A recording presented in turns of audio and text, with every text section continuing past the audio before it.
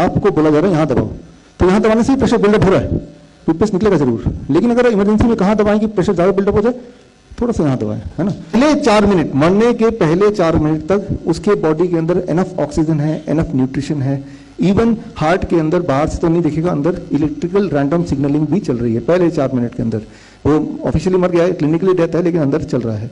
यानी कि ये 4 minute is the best chance to bring back the life, ये 4 मिनट। और एवरेज टू स्टडी के अनुसार ये देखा गया है कि ऐसे लोगों को जब वापस लाया गया तो उन्होंने बोला, अपने एक्सपीरियंस में बोला कि जब मैं मर गया था तो मैं अपने आप को यहाँ से देख रहा था और लोग यहाँ पे चिल्ला रहे थे और कोई कुछ करने की कोशिश कर रहा था और मैं देख रहा था मेरी बॉडी यहाँ पड़ी हुई थी और मैं वापस आना चाह रहा था। एवरेज टू स्टडी ना, ये आप पढ़िए या मेरी बुक पढ़िए, उसमें लिखा हुआ है, राइट। पूरा एवरेज टू स्टडी के डिटेल में जाकर पढ़ेंगे कि ये लोगों के एक्सपीरियंस हैं, those who could come back, right, कि उस 4 मिनट के दौरान आप कहाँ पे थे, क्या लगता है उसमें आपको होश में थे, क्लिनिकली डेथ है। तो कहा कि मैं अपनी बॉडी देख पा रहा था और उसमें लोग जो आवाज़ कर रहे थे जल्दी से डॉक्टर को बुलाओ, एम्बुलेंस, वो सब मुझे सुनाई दे रहा था। अच्छा, ये कैसे एस्टेब्लिश हो रहा था कि वो जो बोल रहा है सच बोल रहा है, क्योंकि वो सारी चीज़ें उसको कैसे पता, एज ए पेशेंट कैसे, वो तो मर चुका था, वो सब उन्हीं को पता है जो उस वक्त थे, और उनमें से किसी से वो मिला नहीं है। और वो अगर बता रहा है टेस्टिमनी और वो बिल्कुल मैच कर रहा है वही चीज़ों से कि भाई वो एक नर्स आई फिर उन्होंने ऐसा किया वैसा किया, वो बता पा रहे हैं। तो एक पहली चीज़ कि पहले 4 मिनट के अंदर वो इंसान कहीं गया नहीं है, वो इंसान आपके वेसिनिटी में है। देखिए यहाँ पे कोई मैं इल्यूजन या कहानी नहीं, ये साइंस की बात कर रहा हूँ जो एविडेंस बेस्ड है कि उसका जो आत्मा वर्ड बोल सकते हैं इसको, राइट, या स्पिरिट वर्ड बोल सकते हैं, वो कहीं आसपास है और वो अपने आप को देख पा रहा है। So this 4 minutes what you have to do to bring back the life, right. तो यहाँ पे आता है उस 4 मिनट में अगर आपने, और 4 मिनट तक ब्रेन के जो सेल्स है, सबसे इंपॉर्टेंट है कि सबसे पहले कौन मरता है, ब्रेन के सारे सेल मर जाते हैं। कितना टाइम में, 4 मिनट के बाद ब्रेन के सेल की डेथ होने की प्रोसेस शुरू हो जाता है और 10 मिनट के अंदर ब्रेन के सारे सेल मर जाते हैं। अब 10 मिनट निकल गए, अब आप कुछ भी कर लो, वो इंसान वापस नहीं आ पाएगा, he is brain dead also. Brain oxygen खत्म हो गया, न्यूट्रिशन खत्म हो गया, ब्रेन डेड हो गया, अब नहीं आ सकता वो। तो पहले 4 मिनट के अंदर ही जो कुछ हो सकता है, उसके बाद 5वें मिनट से 10वें मिनट तक भी वापस आ सकता है, लेकिन तब ब्रेन बहुत डैमेज हो चुका होगा। मतलब जब वापस आएगा भी तो बहुत सारे न्यूरोलॉजिकल डिफेक्ट के साथ वापस आएगा, राइट। और 10 मिनट के बाद नाउ इट इज फ्यूटाइल, आप कुछ भी कर लें वापस नहीं आएगा। तो ये तो अवे स्टडी का पहला स्टेप है। क्लियर हो गया पहले 10 मिनट, राइट। अब जाहिर सी बात है कि पहले 10 मिनट या पहले 4 मिनट में आप दुनिया के किसी भी हॉस्पिटल तक पहुंचा नहीं सकते, यहाँ तक कि अगर वो ग्राउंड फ्लोर में, टॉप फ्लोर में हॉस्पिटल, यहाँ से वहां तक ले जाने में भी 4 मिनट तो गए, राइट। इसका मतलब ये कि ये 4 मिनट में जो भी कुछ करना है वो आप ही को करना है उस वक्त। You are the doctor, right, आप ही को करना है। तो आपको क्या करना है और क्या नहीं करना है, इस पर आते हैं हम। देखिए नोबेल प्राइज, ये किताब पढ़िएगा, the self and its brain, John Eccles, इनकी किताब है, इनको नोबेल प्राइज मिला हुआ है। नोबेल प्राइज मैं इसलिए बोल रहा हूँ ताकि इससे आपको लगे कि भाई एक स्टैंडर्ड तक का ये साइंस है जिसकी हम बात कर रहे हैं, ये नहीं किसी ने नहीं लिख दिया। तो पढ़िएगा ये, तो इसमें ये जो मैं बातें बोल रहा हूँ ये सब है इसमें, राइट। ग्रे जोन, तो ग्रे जोन इन हॉस्पिटल, सबसे पहली बात कि ऐसे में कि ज्यादातर लोग ट्रेडिशनली उनको हॉस्पिटल ले जाने की बात करते हैं। जैसे ही हॉस्पिटल ले जाने की बात करते हैं, पहली गलती ये करते हैं कि टाइम 10 मिनट या 4 मिनट के अंदर नहीं पहुंचा सकते, तो पहला तो नुकसान यही हो गया। अब आता दूसरा, मान लो वो इंसान हॉस्पिटल में ही है, डॉक्टर के सामने ही हो गया, राइट, तब क्या होगा, right, in the presence of doctor हो गया, तब क्या होगा। तो डॉक्टर क्या करेगा, अब डॉक्टर सीपीआर करेगा। सीपीआर क्या होता है, या आप में से काफी लोगों को पता है, that is something very very normal thing, लेकिन यहाँ पे आपको समझाने की जरूरत है क्योंकि यहाँ पे एक चीज है जो गड़बड़ कर सकती है। डॉक्टर सीपीआर करेगा, मतलब ऐसे रखेगा उस पेशेंट को, और उनको आदत भी है तो वो बिना घबराए वो ऐसे प्रेस करेगा। ऐसे जब प्रेस करेगा तो यहाँ इंपॉर्टेंट है, एक्चुअली वो क्या कर रहा है कि उसके अंदर ब्लड सर्कुलेशन को दोबारा रीस्टार्ट कर रहा है। जब ऐसे करेगा तो धीरे धीरे blood circulation, blood pressure built up होगा। 20% ब्लड प्रेशर अगर हो जाए, 20%, वैसे 120/80 है, किसी का ब्लड प्रेशर अगर 0 से अगर 30 mmHg तक ले आए, वो कैसे आएगा, ऐसे करके आ जाएगा। तो सर्कुलेशन सेल्फ मोड में आ सकता है। सर्कुलेशन सेल्फ मोड में उस पहले 4 मिनट के अंदर अंदर आपने शुरू कर दिया, पहले 4 मिनट में नहीं भी आए, एक बार सर्कुलेशन चलने लगी, राइट, तो अपने आप ही बॉडी में दोबारा से हलचल होने लगी। फिर चाहे ऐसे करते वक्त 10 मिनट और लग जाए, 15 मिनट लग जाए, एक बार 4 मिनट के अंदर ये वाला step is very important, right. तो ऐसे जैसे शुरू किया तो उसका जो ब्रेन के सेल की मरने की जो टोटल टाइम था वो कितना था, ब्रेन सेल की शुरुआत है 4 मिनट, उससे पहले करना है। 10 मिनट में तो पूरा ही मर जाएगा, लेकिन उस शुरुआत ब्रेन के सेल के मरने से पहले आपको ये करना है, right, that is the first step, right. अब इसमें बहुत इंपॉर्टेंट बात, मेरे ख्याल से इस पूरे लेक्चर का यही सबसे इंपॉर्टेंट पार्ट है। इसमें जब इस तरह से करते हैं, ये है कि 100 बार 1 मिनट में, लेकिन हर 30 बार करने के बाद 2 बार माउथ टू माउथ ब्रीदिंग देना होता है, राइट। तो जब माउथ टू माउथ ब्रीदिंग देंगे तो मैंने छोड़ दिया ना इसको, छोड़ा कि नहीं छोड़ा, तो जब छोड़ा तो ब्लड प्रेशर अब जितना बिल्डअप हुआ वो कहाँ गया, दोबारा जीरो हो गया। फिर 2 बार देखिए फटक से मैं दोबारा करने लगूंगा, फिर दोबारा बिल्डअप करूंगा, तब तक 30 हो जाएंगे, फिर दोबारा से, that is the standard protocol, right.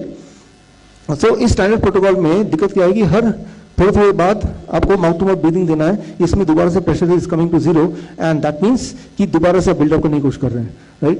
तो पहली गलती जो करते हैं CPR, इसे कहते हैं cardio pulmonary resuscitation, it means 100 compression पर मिनट का रफ्तार होनी चाहिए आपको, और दूसरा आपको हर 30 बार काउंट करने के बाद 2 बार ब्रीदिंग देना है, फिर 30 बार काउंट करना है, ऐसा करते ही रहना है जब तक कि सेकेंडरी इमरजेंसी वो मैं बताता हूँ आपको वो ना आ जाए। तो लेकिन यहाँ पे आपने देखा कि जब हम CPR करते हैं यानी कि 30 में 2 बार, तो ब्रीदिंग जीरो पे आ जाती है। तो फिर क्या करना है, हमें सिर्फ कार्डियक कंप्रेशन, राइट, हमें मुंह से ऑक्सीजन देने की आवश्यकता नहीं है, हमें सिर्फ कंप्रेशन करना है, कंप्रेशन करना है, कंप्रेशन करना है, कंप्रेशन करना है, और जैसे जैसे कंप्रेशन करते रहेंगे तो क्या होगा, देखिए ये दिस इज द वन, अगर कंप्रेशन छोड़ते हैं तो बॉडी में जो ब्लड प्रेशर डिप करता है, राइट। लेकिन अगर कंप्रेशन देते रहेंगे और मुंह से नहीं माउथ टू माउथ ब्रीदिंग देंगे, उसे कहते हैं रेस्क्यू ब्रीदिंग, तो क्या होगा, अगर सिर्फ कंप्रेशन करते रहेंगे धीरे धीरे ब्लड प्रेशर बढ़ता रहेगा। अगर आप CPR करेंगे स्टैंडर्ड CPR, तो उसके जिंदा होने के चांसेस हैं, विद इन 4 मिनट शुरू कर देंगे तो जिंदा होने के चांसेस कितने, 10%। 100 लोगों करेंगे 10 लोग जिंदा हो भी जाएंगे।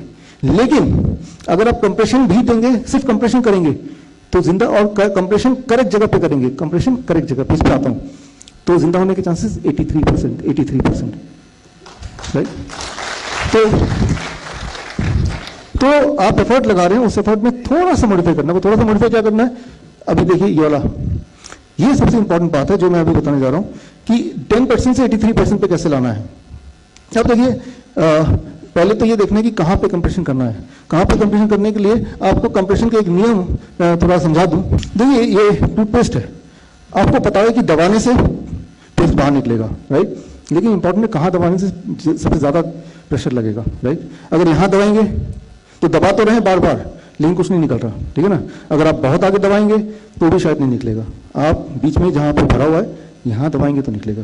तो दबाना है, लेकिन दबाने का जो लोकेशन है that place all the difference, right. आप यहाँ दबाते रहिए, निकलेगा नहीं। ठीक उसी तरह से यहाँ भी बड़ा इंपॉर्टेंट है कि दबाना तो है, राइट, कंप्रेस तो करना है, लेकिन कहाँ करना है। तो जो स्टैंडर्ड CPR है वहां पे जो सिखाते हैं डॉक्टर को सिखाते हैं कि निपल लाइन है, राइट, इसके बिल्कुल बीच में, राइट, यहाँ पे रखो, दबा दो, राइट।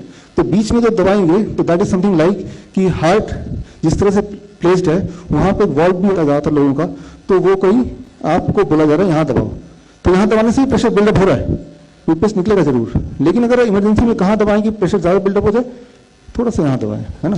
तो ये वो वाली कौन सी हार्ट की कौन सी लोकेशन है जहां पे दबाने से प्रेशर ज्यादा हो, राइट, मैक्सिमम प्रेशर पड़े, राइट। सो दैट प्लेस जो इसमें दिया है मैक्सिमम CPP कहते हैं, राइट। तो वो जगह है निपल लाइन, राइट। फिर ये सेंटर हो गया, सेंटर से उस इंसान के पेशेंट के 3 सेंटीमीटर इधर, 3 centimetre this side, right, towards the left.